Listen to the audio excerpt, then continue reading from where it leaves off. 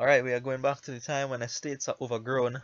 We're in the Dark Ages set here, and there's actually a very nice and strong engine present in this set, the Bandit Camp and the Hunting Grounds. Bandit Camp gives you a lot of money, and the Hunting Grounds gives you a lot of draw as well as endgame potential. Maybe you could run out the estate pile with it. Of course, you need to trash it. Unfortunately, on board there's Forager for you to trash. Forager is a good card. So how I wanted to go about this is I trash aggressively, get a market score at some point, then gain gold, and then I can buy my expensive cards with the gained gold. Fair enough, right? Poorhouse being there also encourages you to trash aggressively, especially your money away. So I'm gonna open double forager here. Pretty easy decision for me to make here. My opponent goes for Sage instead of a second forager. It's okay. I mean, you could see a one forager more often, but I don't think it is worth more than a second forager. So I'm just gonna pick up the two foragers here. I'll trash more quickly and hopefully be in a good position. Market square for my opponent. So again, just with the one forager for now. I have to trash coppers here with the forager. Usually you kinda want to wait until your opponent trashes money so you could get the benefit of having trashing your non-money cards for money, but I mean I had to do it there, right? I had to go for double trash, and I pick up a market square of my own. And actually, I think here I'm gonna buy a third forage. I think that's quite good. Just going to allow me to trash that much more quickly. Now my opponent gets a second forager, and I'm gonna pick up the third here. So I am pleased with my position. I managed to see two foragers, which is all I wanted to do for the art shuffle. That's all I wanted to do. All I wanted to do. Another market square for my opponent. So I have just the one, my opponent has two, but one less trasher. So we both go in like along the same way here. I'm gonna pick up another market square here, and with these market squares, so if you looked at my last Dark Ages game, it was a more money type strategy I was going after, so I would react my market squares as soon as I had the opportunity to, but here I don't want to do that. I actually want to wait until I'm thin enough then to react my market squares so I could make use of the gold right away. Getting rid of the overgrown estate there over the necropolis, because the necropolis is probably the most useful of your shelters. Probably. So for here, I have enough money for a market square. Actually, I still have money. Could get the poorhouse, thinking about it, and I do get the poorhouse. So I mean, there's still a few coppers in my deck. Maybe waiting one more shuffle would have been even better for the poorhouse, but I decided to go for it. It could get me some value, I believe. So my opponent, on the other hand, is triggering their market squares quite early to pick up the gold. And that is rational too, right? I understand why you would do something like that. I mean, one gold and two coppers, and you have your bandit camp, and you have that, and you can maybe get hunting grounds. Um, so you could build up that way, but I don't quite want to do it like that. I want to wait until I'm very thin, then to start out in the bandit camp and the hunting grounds in the deck. So here I'm a little touch unfortunate.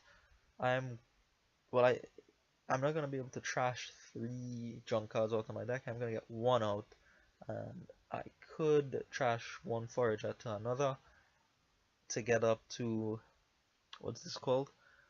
Hunting grounds, and I think that's what I do go for. Is that what I go for? I'm not sure if that's what I go for, but I do like the hunting grounds over the bandit camp first, because only because I have the necropolis. If not for that necropolis sorcerer plus action, you take the bandit camp first, then you take your hunting grounds. Because if you play a hunting grounds dead in this kind of deck, you're just going to draw all your foragers and market squares dead. So my opponent also gets two hunting grounds, which is good for him, of course. I trigger the shuffle looking for my hunting grounds, but I don't find it.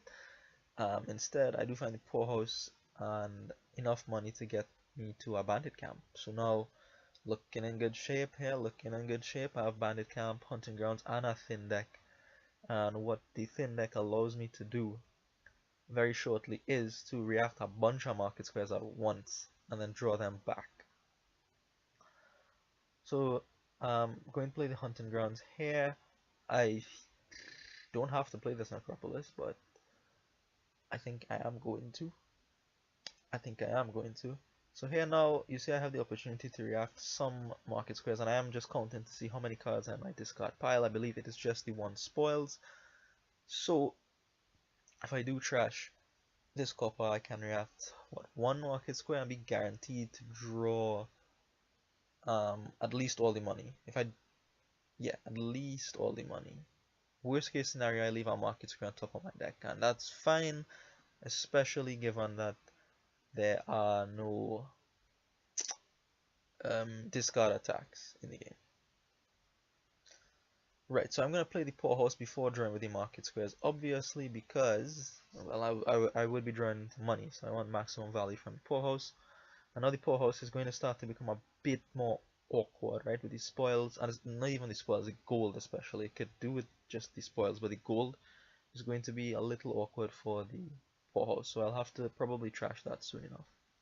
Anyways, 11 is exactly a beautiful price point on this board. 11 on 2 buys, very clear.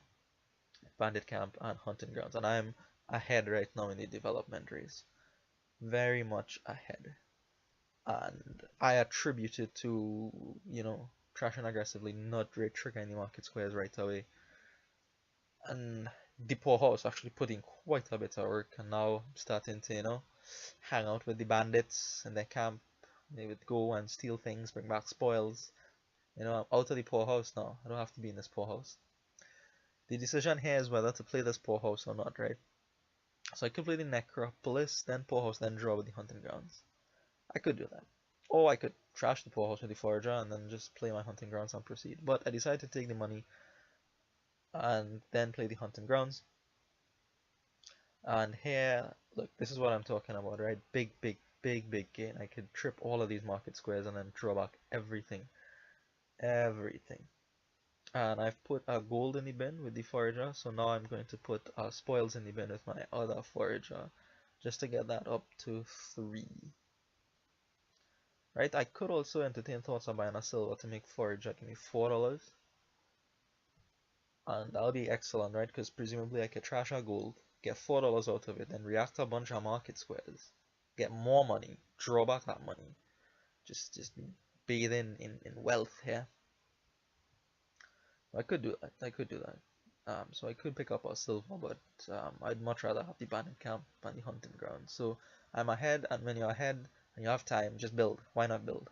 Right? Why not just, you know, get tons and tons and tons of money and action cards? And the more hunting grounds I have, is the more potential I have to end the game, right? So I could potentially trash the extra hunting grounds to empty the estates. So my opponent now is up and running as well. Coming out with 18 here. And what he actually did here surprised me. He went for double province. I believe this is the thing, he goes for double province. I thought he would have tried to build here, because what happens when you build in village and draw, the beggar also surprised me. I don't know why you buy the beggar there. To get forager food, sure, but I don't think you need it. So yeah, what happens here? Like I drew what 3 market squares, 2 hunting grounds. It was conceivable that I would stall on that turn, and in which case building would have helped him achieve like maybe parity. He'd have gained back the half a turn or something that he was behind. Because that is what happens in these kinds of decks with village and draw. Eventually you're going to draw a hand where there's 4 hunting grounds and a gold, and you cry. Right? That happens. That's just how the card game goes. It happens sometimes. So I thought he would have continued to build there actually, but he didn't. And he goes for double province. Now I have up to triple province here, but I shouldn't take triple province. I do take triple province, but that is bad. And it actually could have cost me the game, and I've been very, very cross with myself because I thought, you know, I played decently up until this point. I went about things a little bit differently, and I'm now in front. Whether it be because of play or luck, whatever, I'm in front, I should hold my advantage until the end here. So why not to buy triple province? Because if I buy triple, right, so he bought 2. If I buy 3, there's 3 left in the pile, right? he could have the option of going for double province, right? And if I stall, and he doesn't stall, he could win by sniping out the last province. If I just take two, right? At most he can take two more on the next turn. Even if I stall, I'll probably have another turn to catch up with some duchies or something. I do pick up the silver here. I didn't like it. I didn't want to pick up anything there, but I decided to go for the silver because it's money. Because it's money. So right, so me taking three provinces would leave three in the pile. If he could have another good turn, he doesn't. He doesn't, fortunately. And I stall, right? Then he could take two, and he would only need one province to end the game, as opposed to me leaving four in the pile. Him taking two would leave two, and then it's a lot more difficult to get two provinces than it is to get one. So as it does happen here, I stall. I actually stall, and I'm very, very worried now because he manages to get up to province last turn, and he stalls a bit, which means it suggests that he might be able to kick off here and get the two provinces. And I would not be pleased with that at all. And I would only have myself to blame, right? It's not like Swindler sniping the duchy off the top of my deck. I have no control over that, but this I have control over. So there was a safe alternative, I believe, than taking triple province, and I should have gone for it. I should have gone for it, but I didn't. So him thinking here makes me think he doesn't actually have like double province, and it turns out he doesn't. And he ends up trashing his beggar there. He doesn't even play it. Goes for duchy and estate, but if I stall last turn, I'm probably not stalling this turn. And I am actually not going to stall this turn and come up with heaps and heaps of money to just finish out the game on the last two provinces and some duchies or something. So that's the Dark Ages set for you there. How to build, how to gain with Market Square, and how to green. That is an issue. We didn't buy Rogue in this game, but I don't know. It could have had a place. I don't know. Alright, so thanks for watching, and I will see you in the next set. We're finally on the board here, 2-1 down. We'll see how far we can take this. Alright, see you.